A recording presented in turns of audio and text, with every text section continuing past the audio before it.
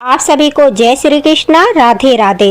जैसा कि हम जानते हैं अधि मास पुरुषोत्तम मास प्रारंभ हो चुका है और 17 मई से लेकर जो है 15 जून तक पुरुषोत्तम मास रहेगा। और इस मास में जो भक्त इन 33 वस्तुओं का दान करता है और ऐसी 7 वस्तुएं मैं आपको बताऊंगी जिनका दान करने से आपको इन 33 वस्तुओं से भी अधिक जो है दान का फल प्राप्त होगा। जैसा कि सभी जानते हैं कि दान का इस मास में बहुत अधिक महत्व होता है, क्योंकि स्वयं श्री कृष्ण भगवान ने इस मास की महिमा बताई है। कहा है कि खूब घोर तपस्या करने के बाद, कई हजार वर्षों तक तपस्या करने के बाद जो फल मिलता है वो फल पुरुषोत्तम मास में, अधि मास में जो है पूजा पाठ और पूरे महीने नियमों के साथ पूजन करने से प्राप्त किया जा सकता है। जन्म मृत्यु से मुक्त होकर व्यक्ति परम पद को प्राप्त कर सकता है और यह ग्रंथों में भी लिखा है।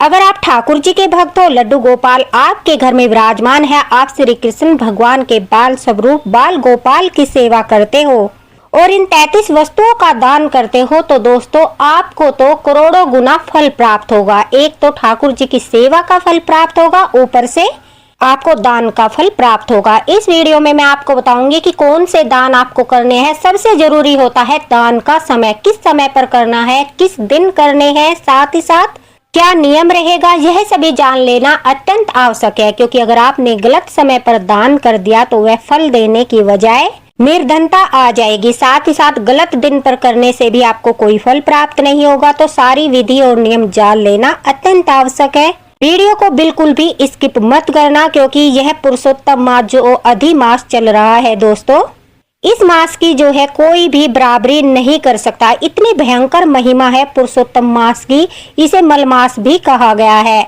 इसके अंदर मांगलिक कार्य नहीं किया जाता, लेकिन भगवान श्री कृष्ण की सेवा पूजा पाठ करने से इस मास में आप जो है बड़े बड़े पापों से मुक्त हो सकते हो। भगवान ने स्वयं इसकी महिमा बढ़ा दी है, अपना नाम इसे दे दिया है जिसे पुरुषोत्तम कहा गया है। और भगवान ने स्वयं कहा था कि मैं तुम्हें पुरुषोत्तम नाम से बुलाऊंगा, मलमास से नहीं, तुम पुरुषोत्तम मास से जाने जाओगे। तो यानी जो भगवान के अंदर गुण थे, भगवान ने वरदान दिया था, वो सारे गुण पुरुषोत्तम मास के अंदर आ जाएंगे। तो इस मास में आप जितने भी आराधना, भक्ति, जाप, दान, पुण्य करते हो, उसका आपको करोड़ों गुना पुण्य फल प्राप्त होता है। लेकिन सही विधि जानना अत्यंत आवश्यक है। कहते हैं इस मास में जो भी दान करता है, सनातन धर्म में भी माना गया है कि इस मास में जो दान करता है उस मनुष्य के कर्म ही उसके साथ जाते हैं। जीवन में जिसने दान किया उसे आगे की यात्रा में सहायता मिलती है, उसके घर में सुख समृद्धि आती है, धन की कमी नहीं होती, साथ ही साथ उसे अपने दुखों से छुटकारा मिलता है।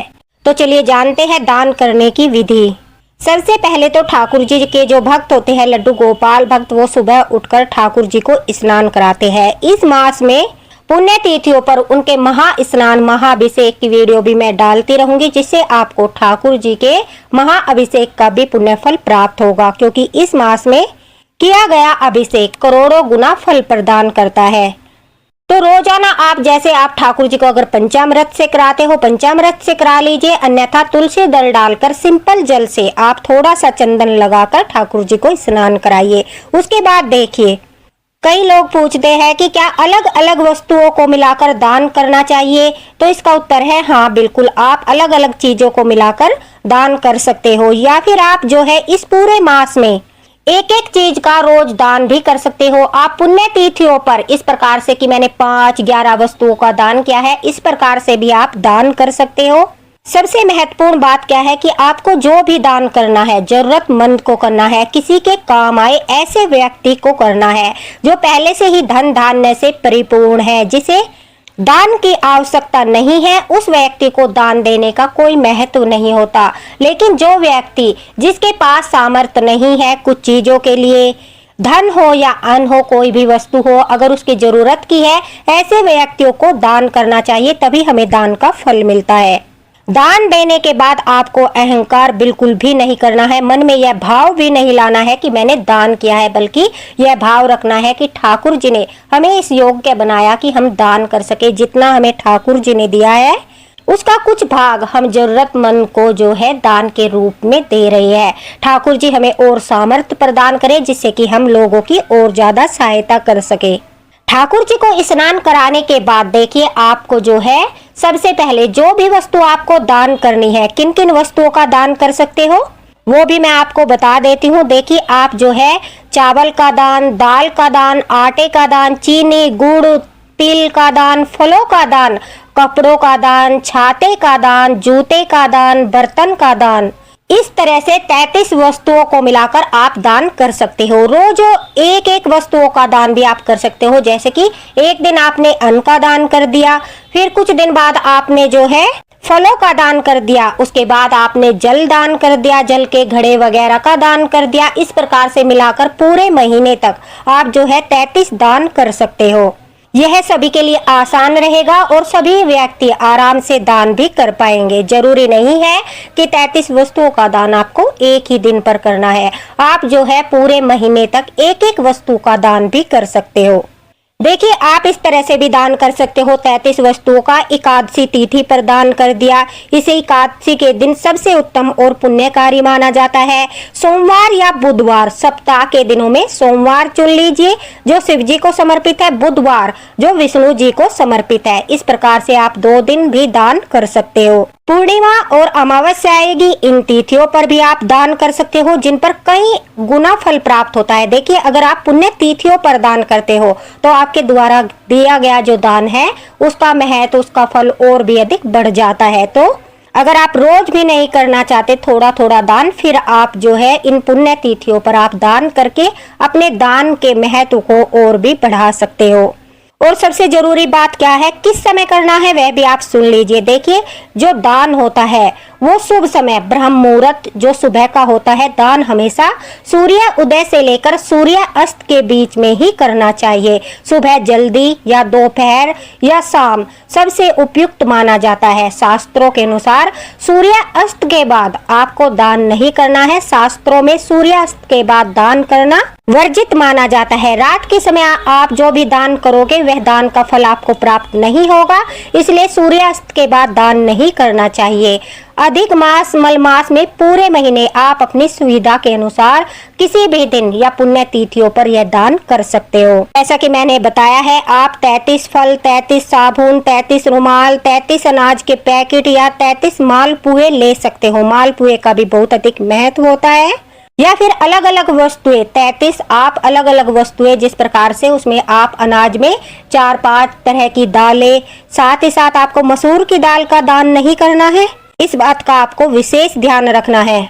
वस्त्रों का जो गर्मी के वस्त्र होते हैं उनका दान आप कर सकते हो, छाते का दान कर सकते हो, आप चप्पलों का दान कर सकते हो, घड़े का पानी का दान कर सकते हो, साथ ही साथ पंखे का दान कर सकते हो, हाथ के पंखे का दान कर सकते हो या फिर बिजली के पंखे का। वो अपने सामर्थ्य के अनुसार आपको दान करना है। ऐसा नहीं है कि घर में लड़ाई झगड़ा करके बिना सामर्थ्य के अनुसार आप दान करने लग जाओ, ऐसा दान नहीं लगता।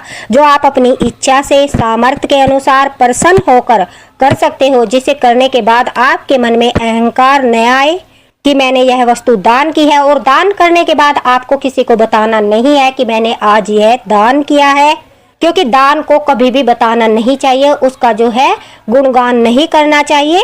जो भी आप करो अपने दान को जो है गुप्त रखना चाहिए, इससे ही आपको कई गुना फल प्राप्त होता है। देखिए अधिमास में कहते हैं कल्प वृक्ष जो होता है उसके समान कोई वृक्ष नहीं होता, पेड़ नहीं होता, और गंगा जी के समान अन्य कोई नदी नहीं हो सकती।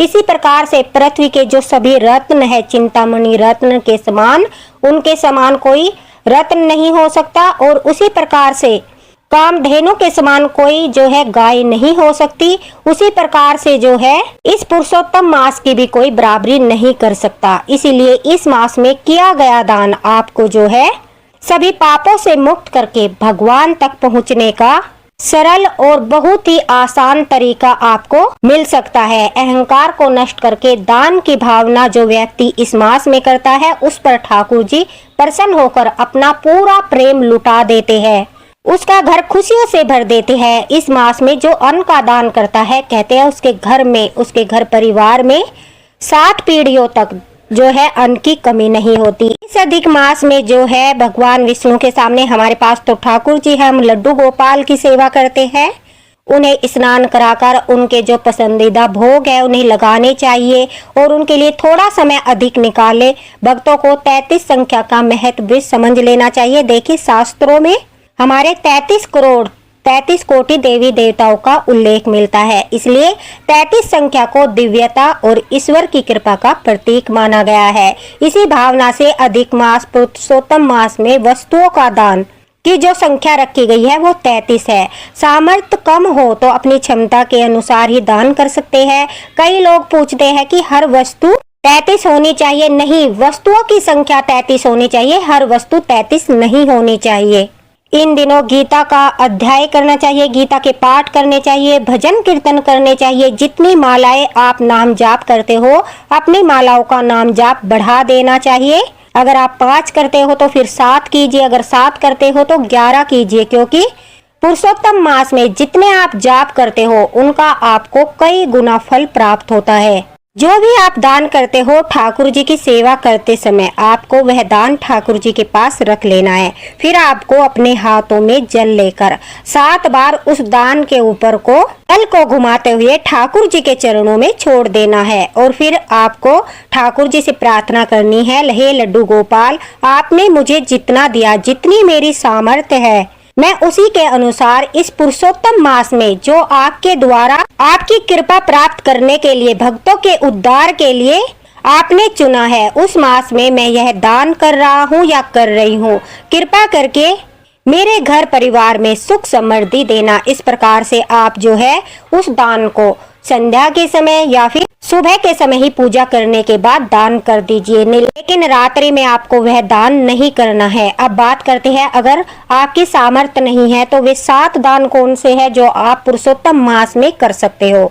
देखिए, आप रोजाना गाय को रोटी देने का या फिर गाय को हरी घास देने का नियम ले सकते हो। यह भी आपको महादान का फल दिलाता है।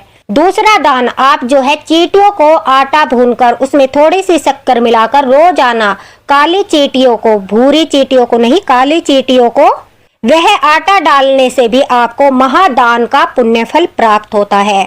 फिर देखिए, कुत्ते को रोटी खिलाना, 2 रोटी कुत्ते को खिलाने का नियम भी आप ले सकते हो। आपको जो है किसी भी समय पर आप रोटी कुत्ते को खिला दीजिए। काले कुत्ते को खिलाना बहुत ही शुभ माना जाता है। उसके बाद पक्षियों के लिए जल रखना, ठंडा जल भरकर रखना भी बहुत बड़े दान का फल आपको दिला सकता है।